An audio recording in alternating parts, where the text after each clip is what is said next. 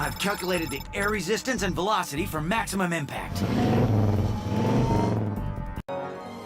So then, I wipe the floor with my brother.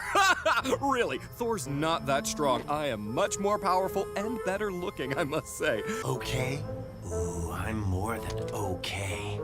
I'm peachy! Hunky-dory!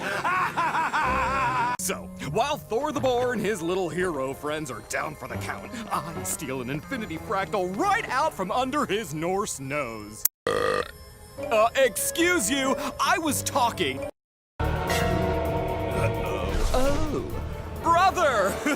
How good to see you! Yes, would I could say the same, brother. Yet I know you are behind this attack. Father Odin summoned me to stop you, and stop you I shall! Oh, sure! Maybe I'll come up with a plan of my own. How's about Plan UDB? Emphasis on the D.